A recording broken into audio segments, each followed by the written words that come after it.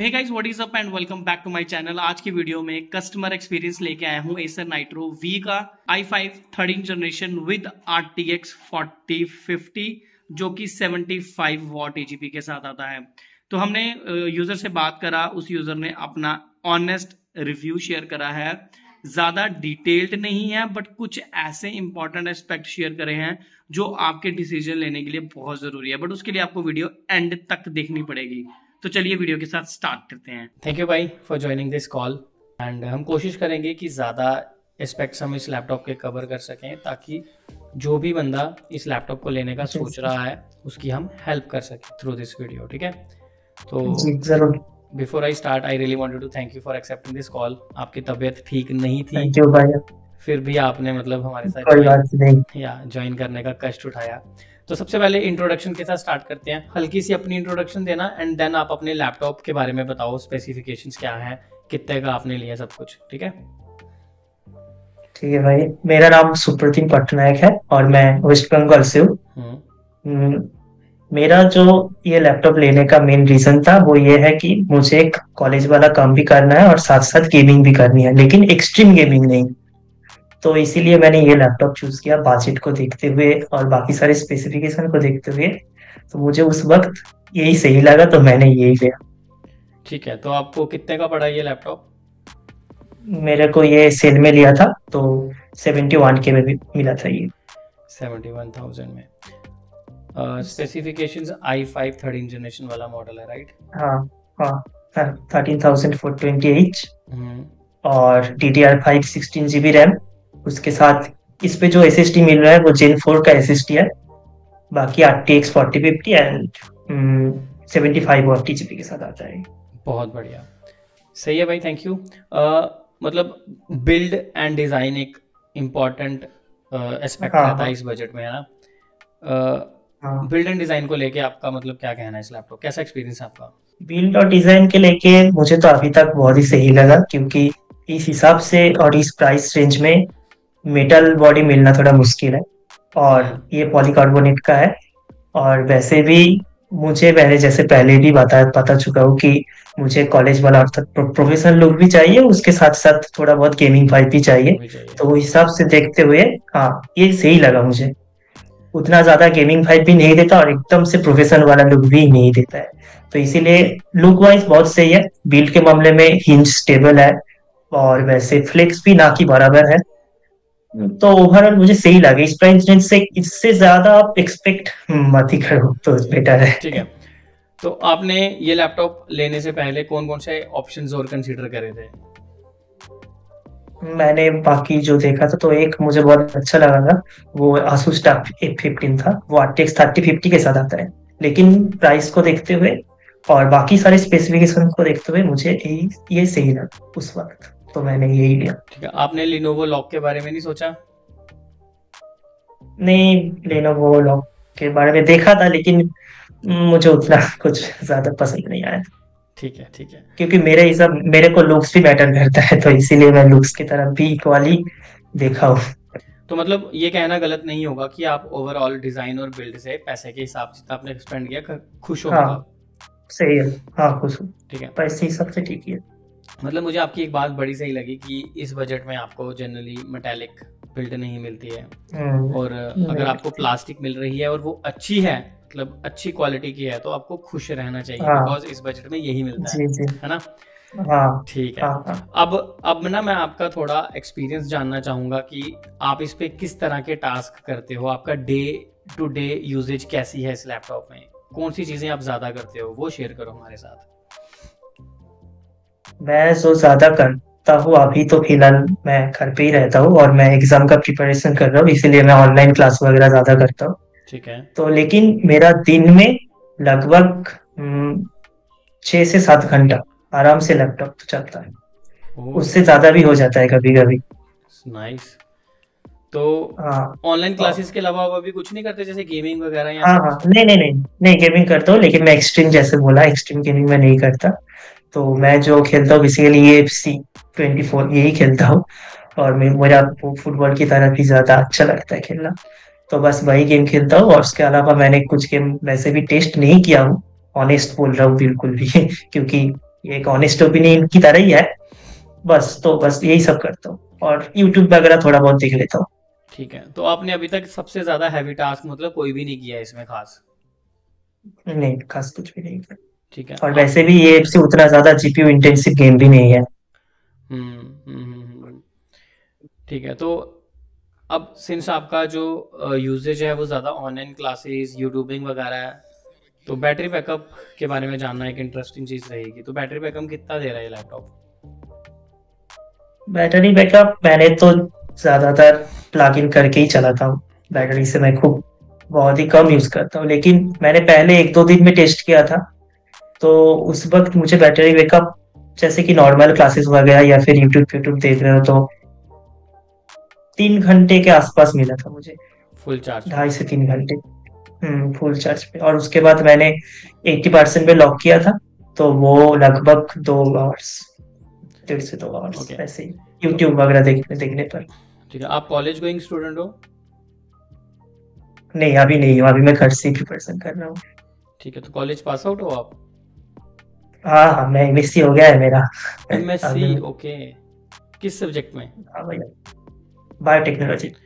Okay, biotechnology में। ठीक है, मतलब आप कोडिंग, मुझे लगा था शायद कोडिंग बैकग्राउंड से होंगे, तो मैं कोडिंग का पूछ रहा हूँ। नहीं नहीं नहीं, नहीं मैंने कॉपी से नहीं। ओके।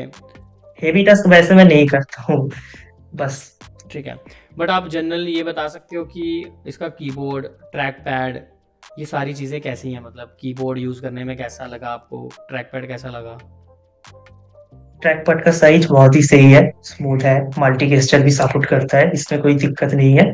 हम्म। और कीबोर्ड में टाइपिंग का फीलिंग्स भी बहुत ही सही है। ठीक है। मतलब कीबोर्ड फ्लेक्स भी ना के बराबर है, कीबोर्ड का फ्लेक्स।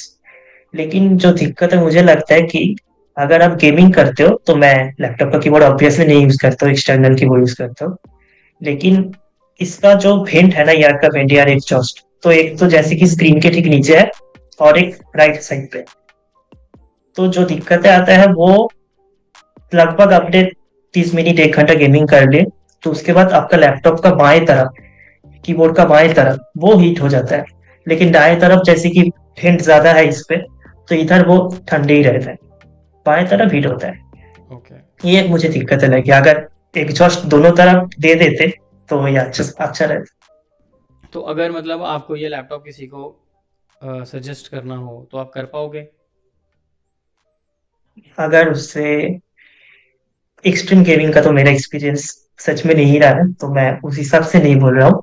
अगर लेकिन आपको मिड रेंज गेमिंग करने हैं, या फिर कोडिंग कोडिंग, तो जैसे कि मैंने आपका भी रिव्यू देखा और बहुत सारे लोगों का रिव्यू देखा, तो उसने बोला कुछ दिक्कतें नहीं आएगी, तो इस हिसाब से तो उनको लेना चाहिए। लेकिन जो क्रिएटर्स लोग हैं, तो उनके लिए शायद नहीं रहेगा, क्योंकि डिस्प्ले, मुझे एक इशू लगा है इसका, डिस्प्ले का ब्राइटनेस स्पेसिफिकली, हम्म। क्योंकि ब्राइटनेस लो है, और वैसे भी हम तो लो पे ही चलाते हैं और जरा कम कर देते हैं। तो इस हिसाब से डिस्प्ले का एक मुझे बहुत इशू लगा, लेकिन इस रेंज पे यही मिलता है। इससे ज्यादा तो आप 100% रिसर्च भी उम्मीद भी नहीं कर सकते हो ठीक है, इस मतलब प्राइस में। डिस्प्ले एक कंसर्निंग एरिया है क्रिएटर्स के लिए, जो लोग वीडियो हाँ, एडिटिंग करना चाहते हैं, ग्राफिक्स डिजाइनिंग करना चाहते हैं, उनके लिए उसके लिए डिस्प्ले तो डिस्प्ले इतना अच्छा नहीं नहीं है। लेना चाहिए। हाँ। ओके, तो आपने डिस्प्ले कैसे टेस्ट, मतलब आपको क्यों कम लगा? आप आउटडोर भी यूज करते हो इसको? आउटडोर, आउटडोर मतलब मेरा बगल में ही खिड़की है, तो धूप आता है। हाँ, तो ओके। इस हिसाब से लो ब्राइटनेस में थोड़ा दिक्कत आती है, लेकिन ब्राइटनेस थोड़ा सा इंक्रीज कर देता हूँ, तो जैसे कि 60% या 50% में भी काम चल जाता है। Okay okay, and colour gamete इसका 45% एनटीएससी है, तो हाँ, वो 45%। अपने आप में कंटेंट क्रिएटर्स को परेशान करेगा। हाँ तो हाँ। क्योंकि आपने 71,000 इस लैपटॉप पे स्पेंड करे हैं, और जिस पर्पस के लिए आपने लैपटॉप लिया था, आपको लग रहा है वो फुलफिल हो पा रहा है और आप खुश हो? हाँ, मैं तो खुश हूँ, मैं खुश हूँ। ठीक है। क्योंकि थोड़ा बहुत मुझे भी कभी कभी अगर कोई दूसरा गेम ट्राई करना है, तो मैं कब कर पाऊंगा, और वो भी हाई मीडियम सेटिंग्स पे तो आराम से चल जाना चाहिए। क्योंकि RTX 4050 है, ऊपर से DDR5 16 GB रैम भी है, तो हो जाना चाहिए। टेस्ट नहीं किया, तो उस सब को रखते हुए ही मैं ये लैपटॉप चूज किया। ठीक है, कुछ और आप रैंडम इस लैपटॉप के बारे में बताना चाहो जो आपको लगे दूसरों की हेल्प कर सकता है, जो मैंने ना हाँ, पूछा? और एक दिक्कत है, जो पता नहीं ये मेरे साथ है कि या फिर दूसरों के साथ है, मैंने काफी सारे लोगों से बात किया हो जो ये लैपटॉप खरीदे हैं। तो इसका जो नाइट्रोसिन सॉफ्टवेयर है उसमें आप फैन का स्पीड या फिर मोड फोड तो कंट्रोल कर सकते हो। तो मैंने परफॉर्मेंस मोड पे मैक्स फैन स्पीड किया था, लेकिन काफी सारे वीडियो पे और लोगों ने बताया कि उसका 8000 आरपीएम जाता है सीपीयू का। लेकिन पता नहीं मेरे को क्यों 7.3 के ऊपर से अभी तक नहीं गया। इसका कारण मुझे नहीं पता, इसके पीछे का अगर कोई टेक रीजन है तो वो तो मुझे नहीं मालूम, लेकिन ये मुझे पता नहीं क्यों। और जो एक दिक्कत है, मैं अगर सोच लीजिए मैंने 30 मिनट गेमिंग कर लिया है प्लगिंग करके, लेकिन उसके बाद क्या हो रहा था और अभी भी हो रहा है लेकिन हमेशा नहीं होता है, बैटरी तो मैंने 80% पे लॉक कर दिया। उस हिसाब से मैंने जब प्लग इन कर लिया तो बैटरी का चार्ज कम ना नहीं चाहिए, लेकिन 30 मिनट बाद या फिर 1 घंटे बाद मैंने देखा तो वो 78%, 77% पे आ गया।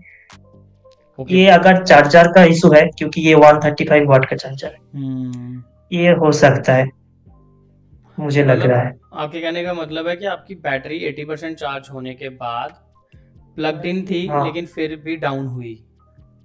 हाँ, लेकिन सिर्फ गेमिंग के वक्त, सिर्फ वो इससे अलावा कभी भी हो सकता है कि गेमिंग के वक्त पावर ज्यादा यूज हो रही हो और आपका अडेप्टर सप्लाई ना कर रहा हो। अडेप्टर ये बोल रहा हूँ, क्योंकि ये 135 वाट का है, लेकिन इससे थोड़ा ज्यादा दे देते तो अच्छा होता, क्योंकि बाकी सब में तो इससे ज्यादा ही मिलता है मेरे हिसाब से। ये आपने एक बहुत इंपॉर्टेंट चीज बताई, बिकॉज अभी आप ज्यादा हैवी गेमिंग भी नहीं कर रहे हो। जब आप हैवी गेमिंग करोगे तो देयर आर हाई चांसेस कि ज्यादा ड्रॉप जा सके बैटरी का।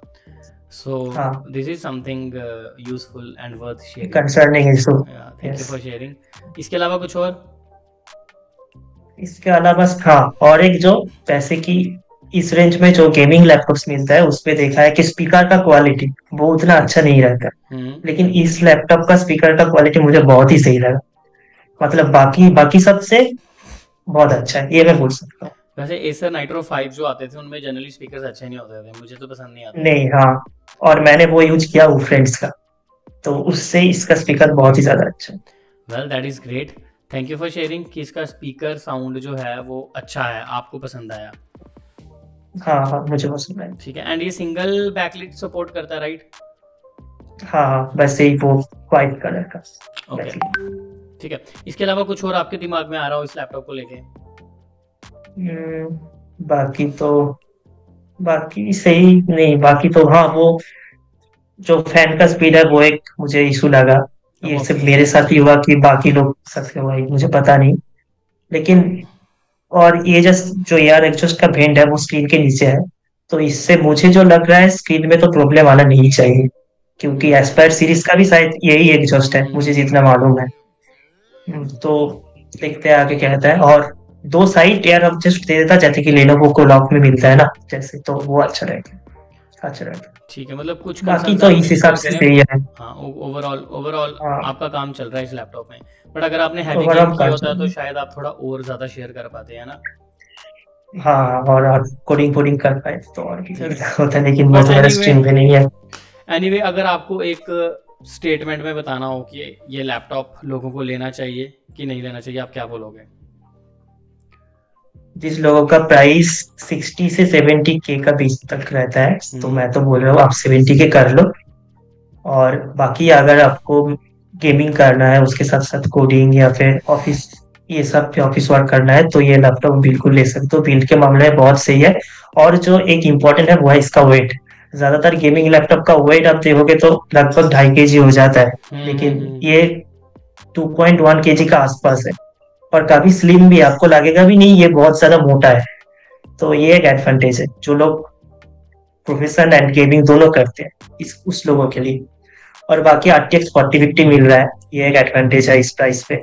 वो भी TGP, हाँ, वो भी TGP उतना भी कम नहीं है, जैसे 50 वाट, 55 वाट, 75 वाट आपको मिल रहा है, तो ये भी एक। और TGP अच्छा खासा ड्रॉ करता है। मैंने शायद पहले दिन जो गेम ट्राई किया था वो रेसिडेंट एविल 4 ट्राई किया था, तो उसमें पूरा ही TGP ये ले रहा था, पूरा वाट 75। हाँ, तो ये मुझे अच्छा लगा। तो बाकी ओवरऑल आपको लेना चाहिए इस प्राइस पे, तो मेरा सजेशन रहेगा हाँ, ले लीजिए, वैसे कुछ दिक्कत नहीं आएगा। ठीक है भाई, thank you for sharing your opinions and for your review, and I hope you get well soon, आपकी हेल्थ जल्दी रिकवर हो जाए, अच्छे हो जाओ आप। थैंक यू भाई, फिर थैंक यू भाई। फिर जब आप कभी दोबारा हैवी गेमिंग करोगे तो हमें बताना, हम आपके साथ हाँ दोबारा हाँ हाँ बात करेंगे ना। सर, ठीक है सर भाई, भाई। मिलते हैं जल्दी। Thank you so much for your time. Bye bye.